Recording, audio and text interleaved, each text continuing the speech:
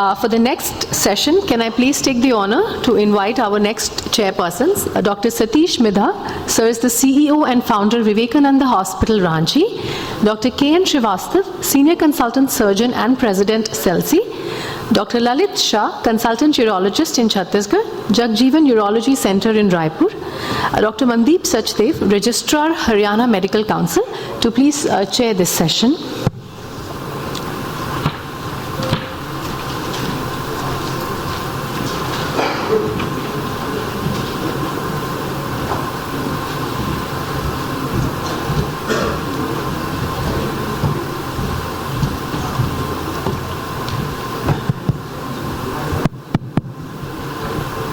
Good morning, everybody. I think it's a beautiful beginning of a world-level conference.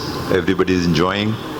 And in the second session, it is my proud privilege to invite our very own Dr. Pradeep Chowbey. I think he does not need any introduction. Very well known in the laparoscopic surgery world. I had the privilege of working with him in Ramanolohia Hospital for almost 5 years in the beginning, so we are at the same institute which we grew. And he is one who has started laparoscopic surgery in northern India, and many of us have learned from him what he is today. Thank you, Pradeep. All the best. Thank you, Keshav, and thank you, the Chairperson Midha. And thank you, Dr. Mishra, and all our friends and colleagues for this great opportunity. It's good to have you all with us, and I feel really privileged and proud to be here with my presentation. And I feel that my presentation is going to be very, very simple. In last 35 years of laparoscopic surgery in India and in world, there are certain things which we have seen. And I think that my aim will be not to go deep into anything, but just to give you the flow, how it happens. We all know that, so I think, we as an Indian, we feel very, very proud that Sushruta has been the pioneer of the plastic surgery and many of the things which today we are thinking that it is coming from some other place or other country. We should not forget that Sushruta is the only person who make us proud. And also we feel that we should be sort of grateful and be proud to have him with us. Now I think we all know that the patient-friendly surgery, the surgery has evolved over a period of time, but the patient-friendly surgery is something which is very important because it is the patient who undergoes the diseases and their cure. And first of all, of course, is just imagine somebody telling that if the surgeon washes his hands and asepsis and antiseptic things are taken care of, this is the secret of preventing the complication. Today, it has become so normal for us, but those days it was absolutely abnormal. Another was the anesthesia. I think we know that previously all the surgeons used to be from Akhada. They used to have the strong 5-6 persons who will hold the patient and the surgeon will operate. Just imagine the situation and how anesthesia has really helped. Also then came the minimal access surgery.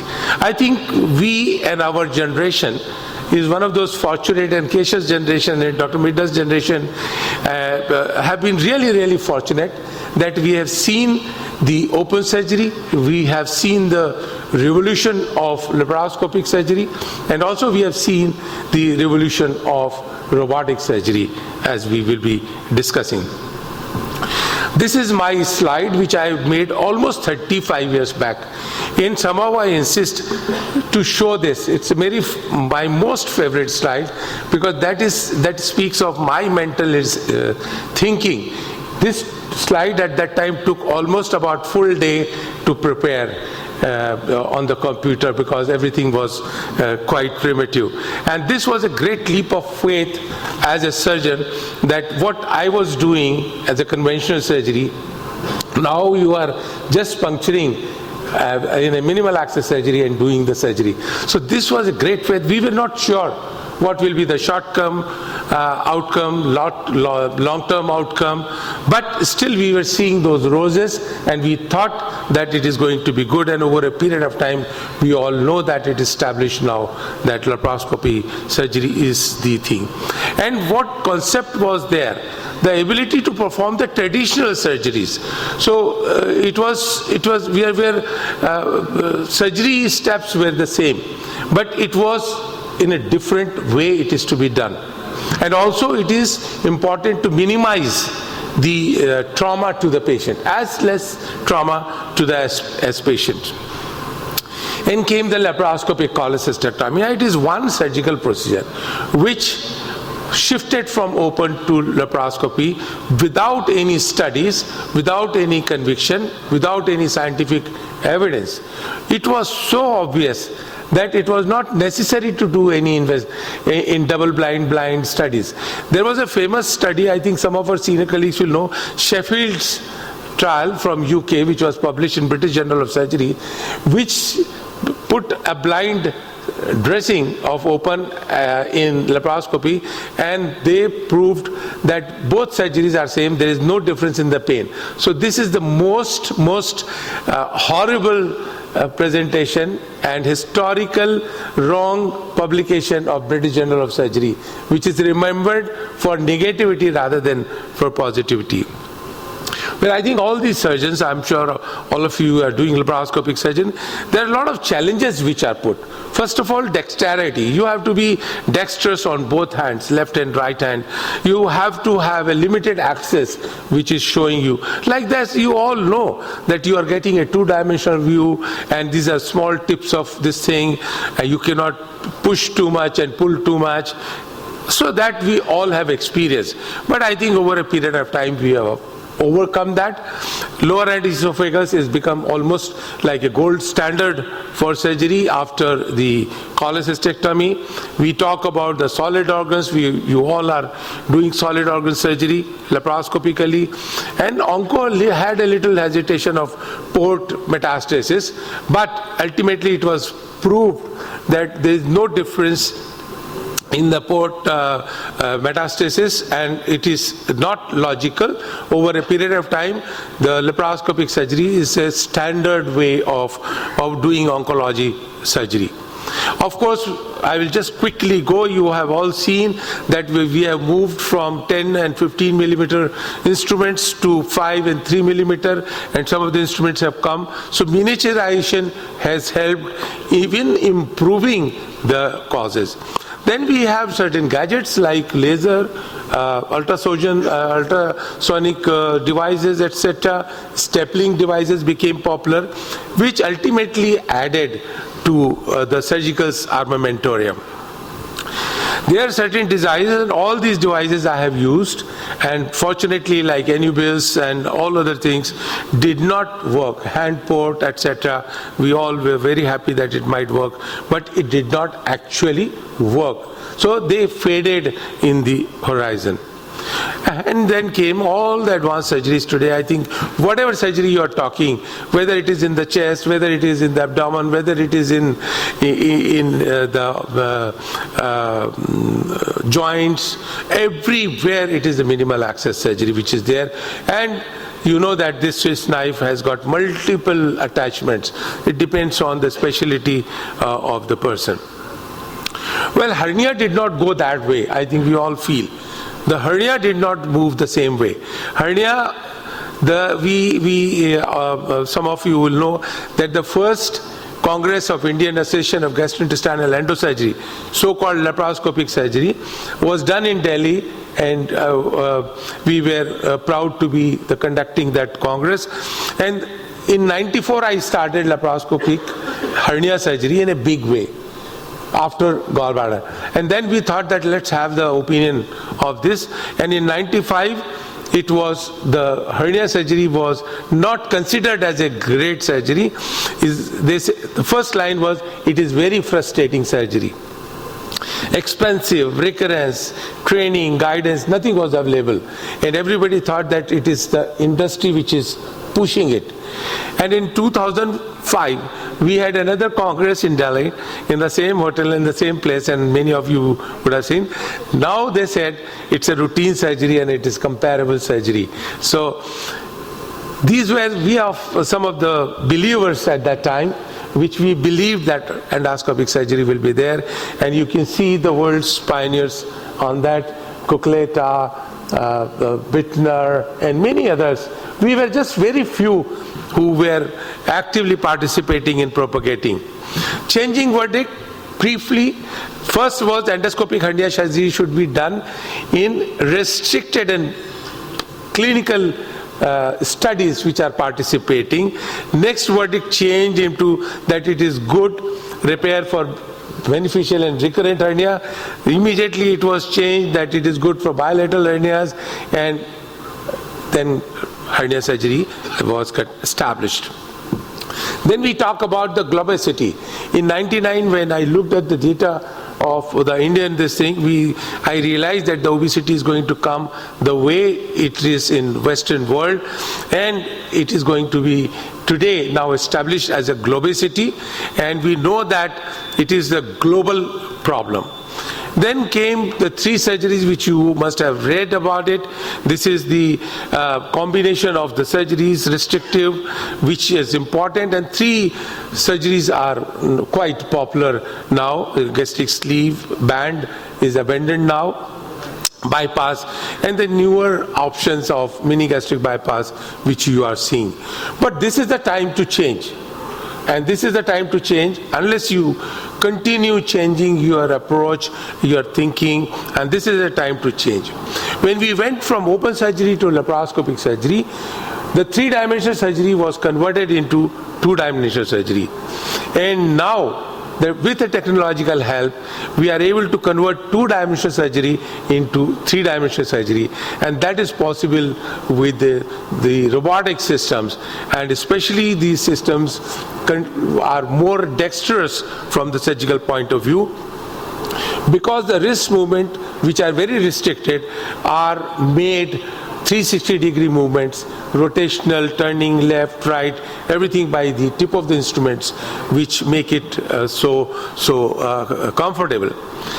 Initially, the robotic surgery was with urologists, gynecologists, and oncosurgeons, and there was a big chunk of general surgery which was not done robotically. And with if you see this graph, you will see that, OB-GYN, urology, general surgery had a very, very small percentage of laparoscopic surgery, and that was the problem. It takes a long time. See, the first FDA approval was given in 2000, and almost about 2018, it was only with prostate, CA prostate, etc.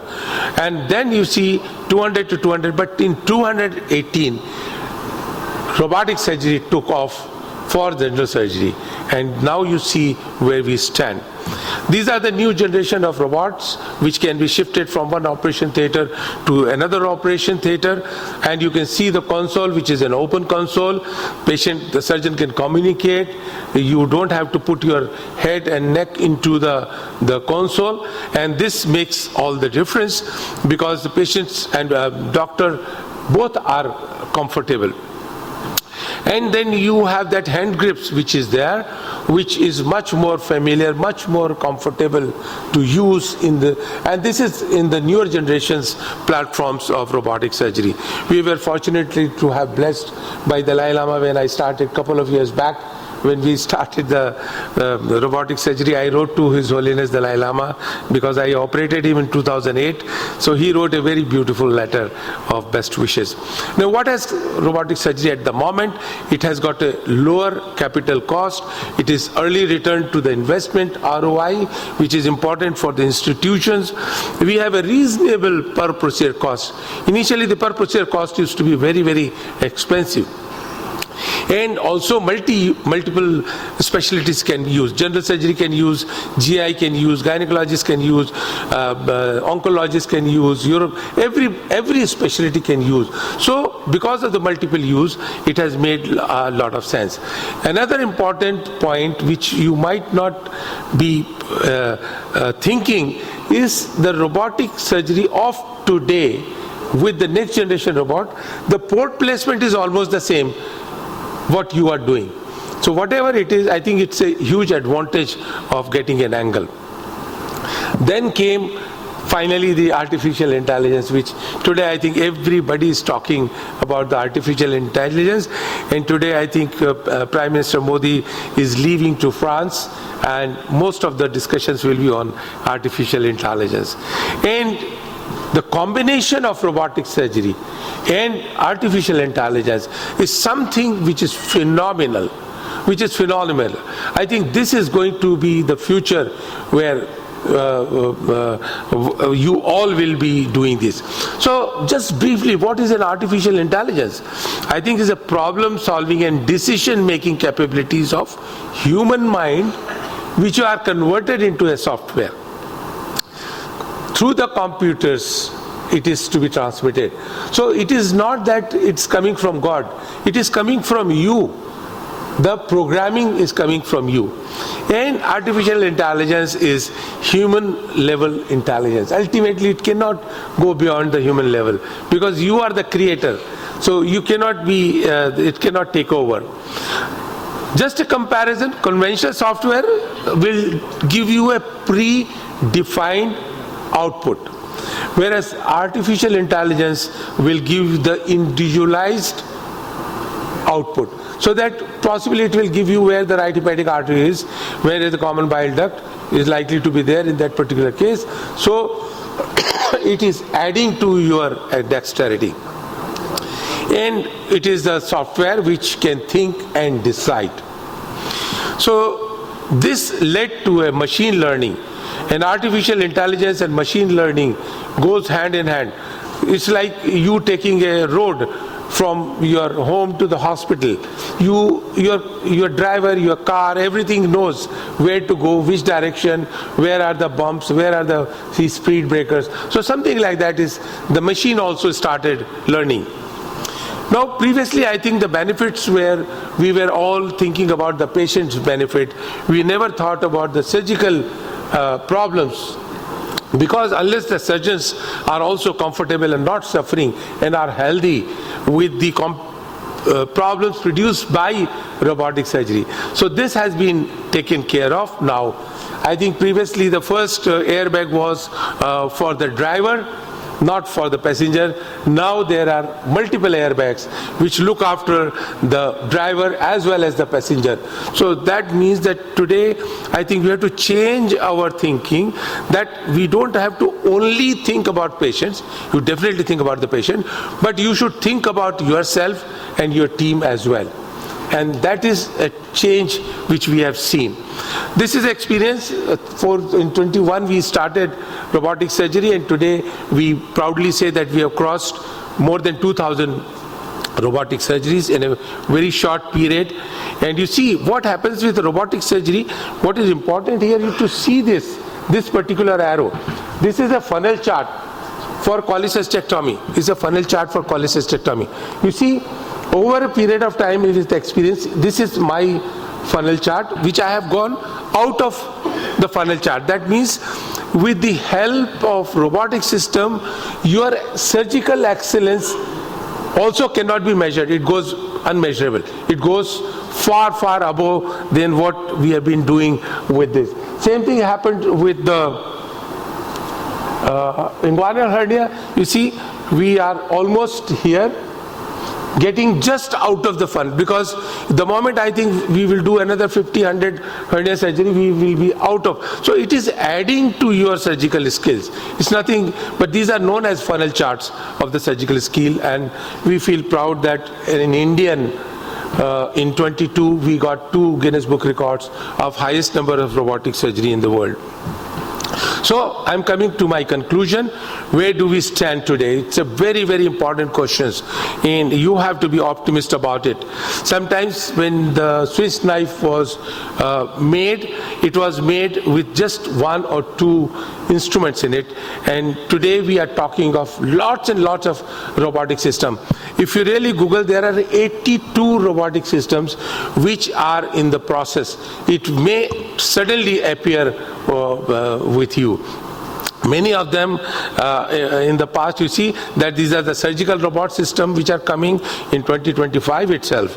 And these are the diagnostic robotic systems which are coming. So we will have diagnostic as well as, and the Swiss knife will change into this with multiple attachments.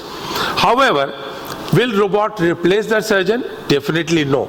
It will augment the surgical skills and patient's outcome in the future. But yes, this will only be possible if you have a team, because the bedside unit of the robotic system, the robotic machine, everything is to be handled by your surgical team, your technicians.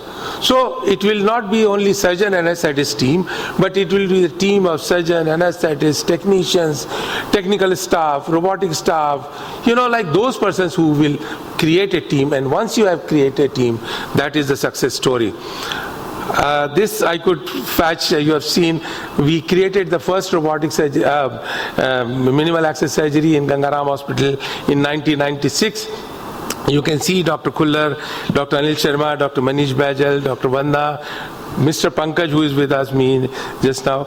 So this is the time, I think, and fortunately we have grown over a period of time from them to this. Now this is my slide, which is almost the last slide.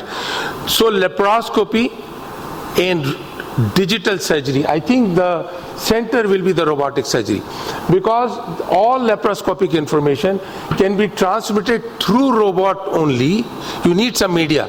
So it will be, so this is a link which is today we are talking, because the future is going to be the digital surgery. This is what my thing is. So let's make robotic and artificial our friend. Do not resist, because your resistance will go waste. And India in this matter is charging ahead. Last two slides, you have to change your concept. Your patients are like a small bird like this. You have to handle your patients delicately. And if you don't handle the patients delicately, the whole concept of minimal invasive and laparoscopic surgery will be defeated. I have always maintained that operating a fellow human being is never a right, but always a privilege the patient gives to you. So please be sure that you respect that privilege given to you, and this journey continues. Thank you. Thank you very much. Thank you, Pradeep, for a very, very informative presentation, and you kept to the time also. Thank you very much. Thank you. Thank you. Now I'll request my co-chair to, Sir, I request Dr. Chowbey to please be on the stage. We'll be felicitating. I request the chairpersons to felicitate. I request the audience for a standing ovation. We are truly honored to have Dr. Chowbey with us. It's truly, truly our honor to have you as a part of World Laparoscopy Association.